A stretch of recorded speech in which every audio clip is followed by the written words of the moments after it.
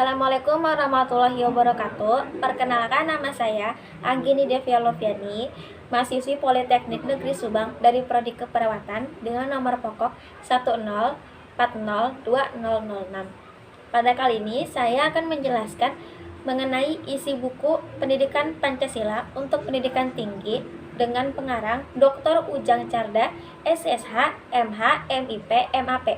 Adapun resume dari buku tersebut dengan penjelasan sebagai berikut. Buku ini terdiri dari 10 bab. Bab yang pertama berisi tentang orientasi terhadap pendidikan Pancasila.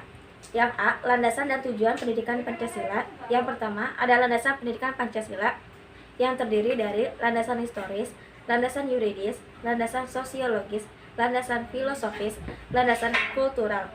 Yang kedua ada tujuan pendidikan Indonesia, dan yang ketiga ada misi dan visi pendidikan Pancasila sebagai mata kuliah pengembangan pribadi. Dan yang keempat ada kompetensi pendidikan Indonesia. Yang kelima dasar substansi kajian pendidikan Pancasila. Yang keenam ada metodologi pembelajaran pendidikan Pancasila. Yang ketujuh ada pembahasan pendidikan Pancasila secara ilmiah.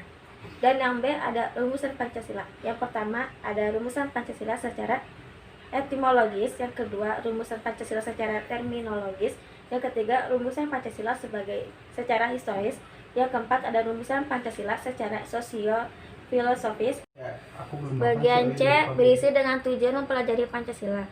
Lalu bab 2 berisi tentang memahami sejarah Pancasila sebagai lambang negara Indonesia.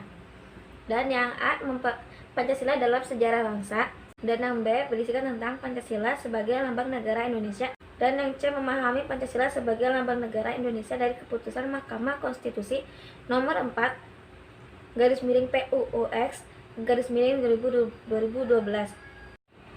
Lalu ada bab 3 berisikan tentang memahami Pancasila sebagai sistem filsafat.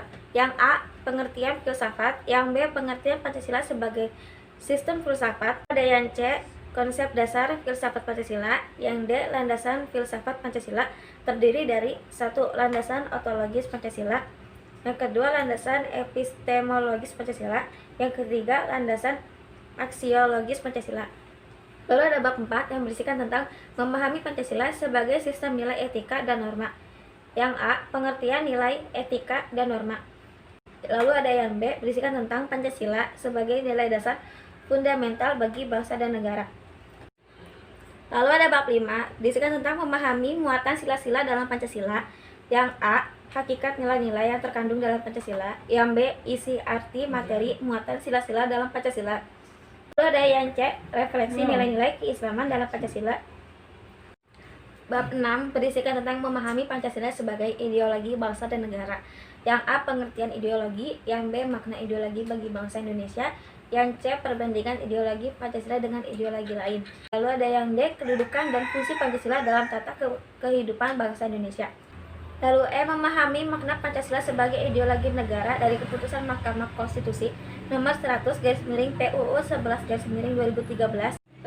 Lalu ada bab 9 berisikan tentang memahami Pancasila dalam sistem ketatanegaraan Indonesia.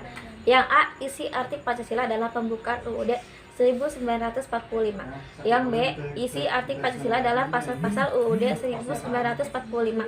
Yang C kedudukan pembukaan UUD 1945.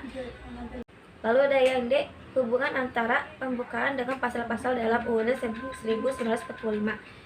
Yang E hubungan antara pembukaan UUD 1945 dengan proklamasi 17 Agustus 1945. Lalu ada yang F perubahan UUD 1945. Yang pertama alasan perubahan UUD 1945. Yang kedua dasar pemikiran dan tujuan perubahan UUD 1945. Lalu yang G struktur ketatanegaraan Indonesia setelah perubahan UUD 1945. Lalu bab 7 berisikan tentang memahami demokrasi Pancasila. Yang A perkembangan demokrasi di Indonesia. Yang B konsep demokrasi yang terdiri dari 1. Pengertian demokrasi Pancasila, yang kedua prinsip-prinsip demokrasi Pancasila, yang ketiga penerapan demokrasi Pancasila di Indonesia.